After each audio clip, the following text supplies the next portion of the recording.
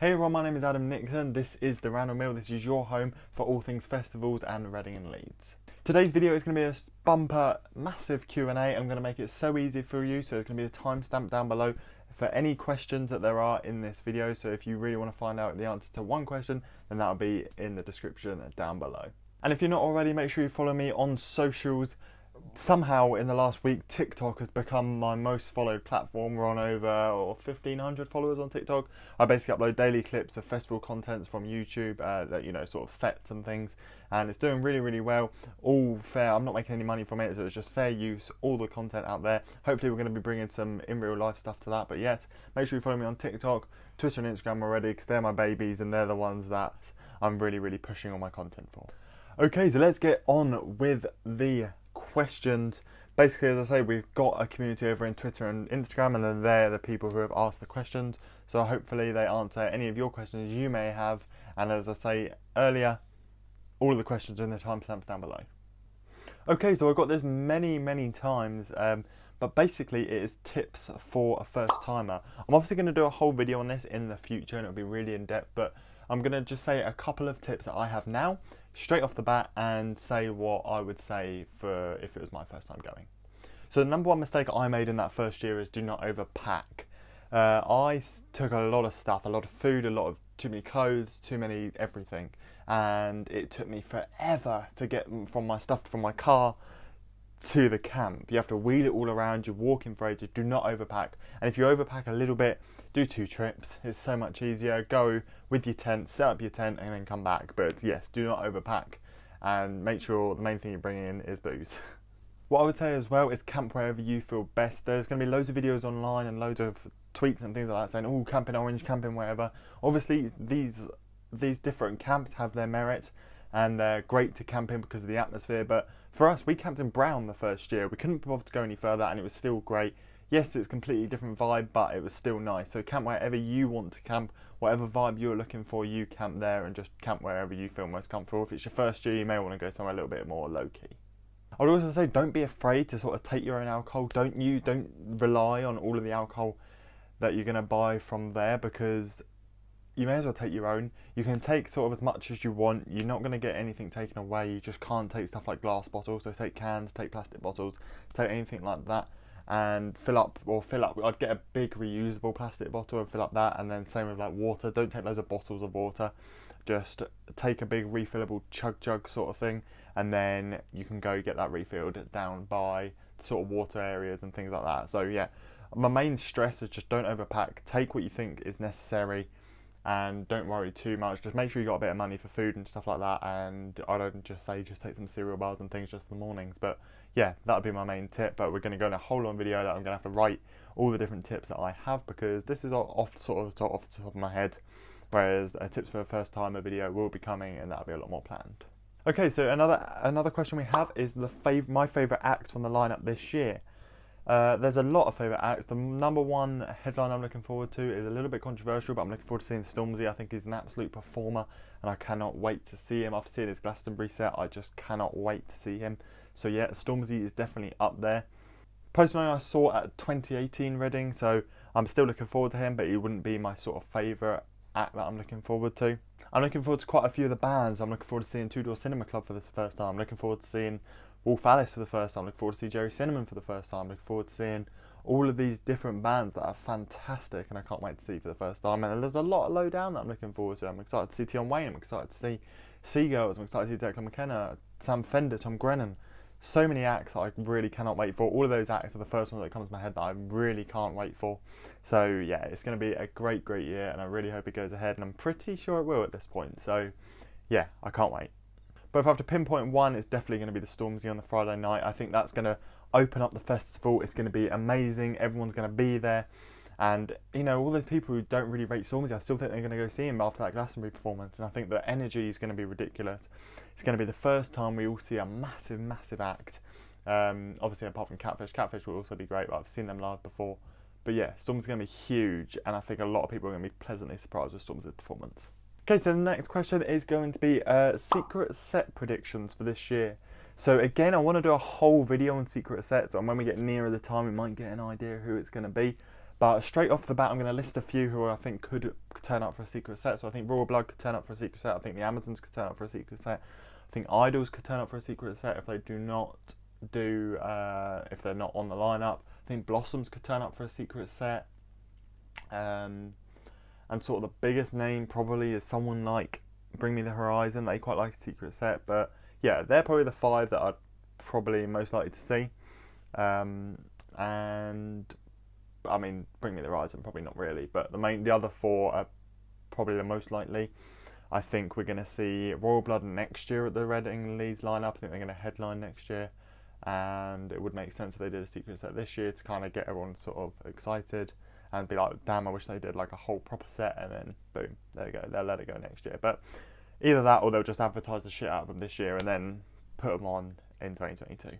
Here's a great question. Is what is the best band or artist I've discovered through Reading and Leeds?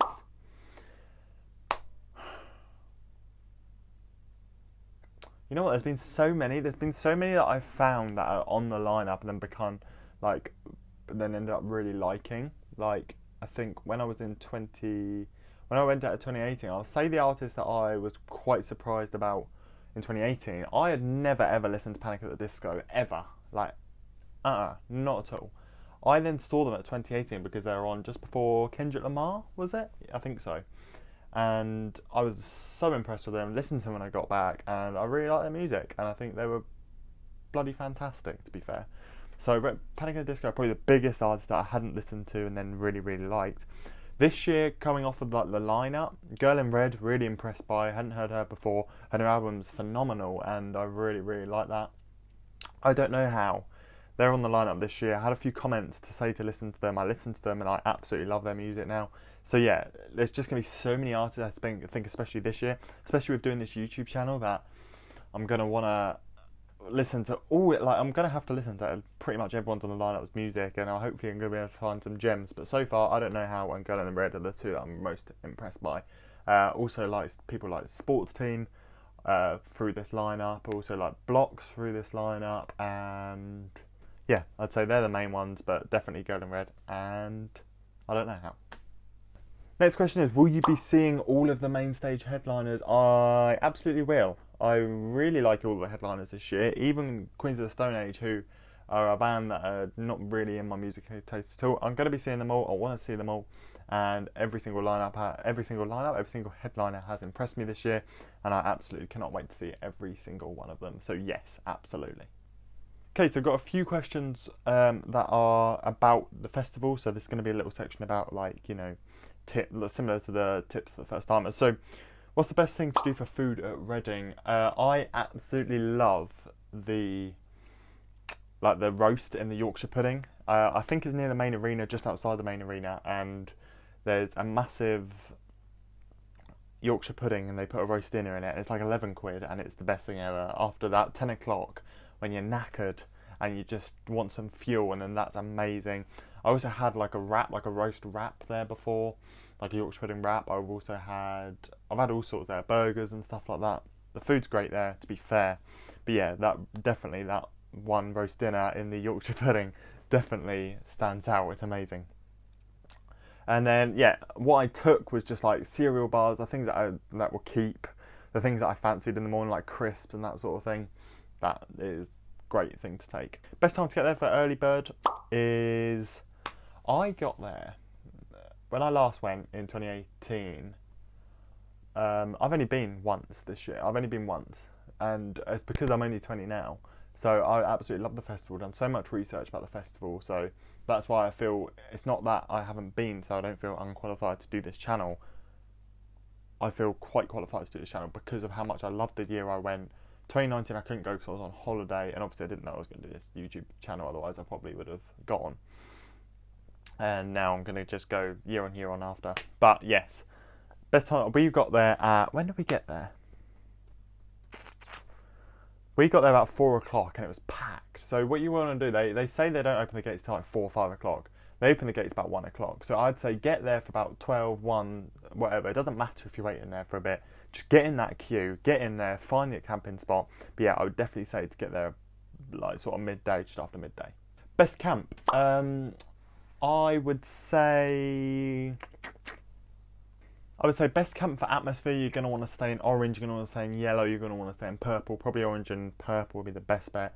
Yellow might be a bit too much, but I would definitely say one of those three if you want for atmosphere, and that's kind of the best to go off of. That's the best camp to go at. I know I just said earlier that there's a lot of pressure to stay in X, Y, Z camp, but I mean, if you're a veteran, if you love going to the festival, if you love that sort of thing, definitely aim for one of those three. Dream festival lineup. So the headliners, it says top three. So my dream headliners would probably be.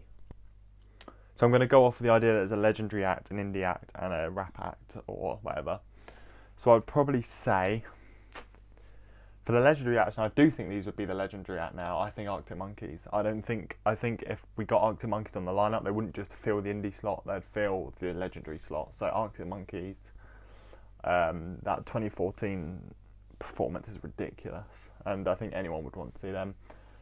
Rap act, I'd love to see Travis Scott again. I would say, you know what, I would say Post Malone, but he's been there 3 times. Like if Post Malone hadn't been there, I would undoubtedly say Post Malone, because I think he's a great performer as well. So yeah, probably Travis Scott. And then indie wise, it's difficult. I'm really enjoying Royal Blood at the moment. I think that'd be great, but I mean, a lot of people would probably say they're not really some people would probably say they're not headline status. They will be next year, but especially after this new album and this new tour. God, I don't even know who else. Tell you what, let's go for Arctic Monkeys as like the indie act. Let's go for Arctic Monkeys. I don't think they would be, but let's say they are. Let's go for Arctic Monkeys. Let's go for Travis Scott, and then let's go for someone like Foo Fighters. Someone just would be fantastic to see. Someone like that. Favourite thing and least favourite thing about festivals. Favourite thing, the music, the camping, along those little lines. The least favourite thing, the toilets. Definitely the toilets. Fantastic question here. How much does it cost for the whole experience? Tickets, food, drink, etc. Tickets about 250 quid. Let's stick it up to about 270 once you get your car park, your early bird, that sort of thing. Food, you'd want to take 100 quid, 150. I reckon you're looking at about 500 quid for the whole weekend. Oh, but then the camping stuff, you're looking at about £600-700, I think. You could probably do it a lot cheaper. I reckon just over 500-600 pounds for stuff to take, food, money, and money for inside, and ticket price. I would say about £500-ish. Depends how expensive you go. You can get a tent for 10 quid, you get a sleeping bag for 10 quid, then you're fine. But if you get a decent tent, decent sleeping bag that you're not going to just leave there, then yeah, I would definitely say over a few hundred quid, a good few hundred quid, probably 400 or 500 quid. How early should you be at the arena to get close? Cool. It depends. We saw Post Malone very close up, clip on screen. We saw Post Malone very close, and he was about 4 o'clock. We were probably at the front at about 1. So if you want to see a headliner close, you're going to want to be there early. Like, let's say they go on about 9 o'clock, you're going to want to be there by about 5, 6. Because that sort of afternoon, late afternoon, people just sit. If they're not bothered about the rest of like the other arenas, like the tents and things like that, they're going to just sit there and wait to the headliner. So yeah, you're going to want to get there a good few hours early. What should I bring to the festival? Tent, sleeping bag, that would do. Food, clothes, drink, alcohol, hygiene stuff like a deodorant, dry shampoo, stuff to wash with, soap, that sort of thing. All of those sort of like essentials. Get it cut down to as much as you can, so you, like as little as you want to literally survive those few days, and you'll love it and you'll have a great time. What time can you get in on Thursday? I think it's just, but since the early bird is here, I think you can just get there whenever. So if you're not getting early bird, get there as early as you can on the Thursday, like early, because it will be open at that point. I assume they open the gates like early, so yeah, just get there as early as possible. Doesn't matter if you're waiting around, but I would say get there like early morning, like 8-9 o'clock, and then you can really get set up if you didn't get early bird. Do you think Billie Eilish will ever come back now she's such a big artist? Yes, I do, and I think she will be headlining next year. So yeah, and what are you and then final questions are like sort of what are you most excited for, which I've kind of answered already. Can't wait to see Stormzy, just can't wait to see all the headliners, can't wait to see some of the acts I absolutely love. I'm really looking forward to it. Someone who isn't a headliner, I'm really looking forward to seeing Sam Fender, I can't wait to see him. I know a lot of people have mixed opinions on him, but I can't wait to see him. I think he's going to be phenomenal. I look forward to see artists like KSI. I think KSI is going to have a great set. I think Tom Grennan would be great. I don't know how we're going to be great. I think so many artists on this lineup this year are so good. Like, from all of the stages, I want to see someone. Like, compared to other years, I think this year is really, really special, and I absolutely cannot wait. And people like they've got some great bookings. Like someone like Wolf Alice, they've got 6 headliners, and Wolf Alice aren't headlining. It's ridiculous. And I think they've done so well to spread out and the artists they can get, and I just really, really hope it goes ahead. Someone did ask, do you think it will go ahead? And I do think it will. I was a little bit sceptical a few weeks ago, but now they've had this pilot event and things like that, and they're looking at fully getting rid of just social distancing on June 21st, and they're saying it's looking good, then yeah, I do think it's going to go ahead, and I'm very optimistic. Finally, we be doing a meet and greet there.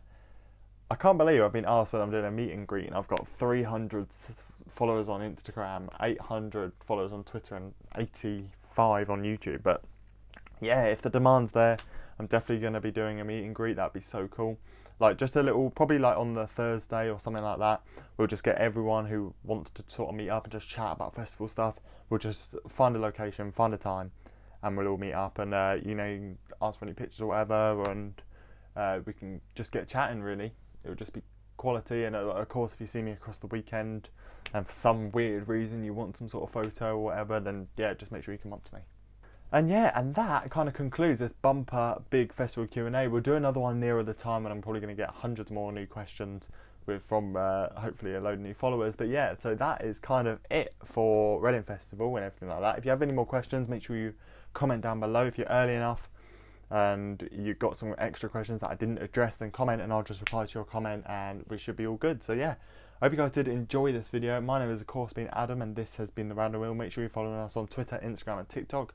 Hit subscribe and click that notification bell on. Thank you so much for all the support in the last few videos. The last video wasn't even Reading related, and it did so well. So yeah, if you did enjoy, again, make sure you're doing all of that, like, follow us and everything, and we'll see you in the next video. See you later, guys.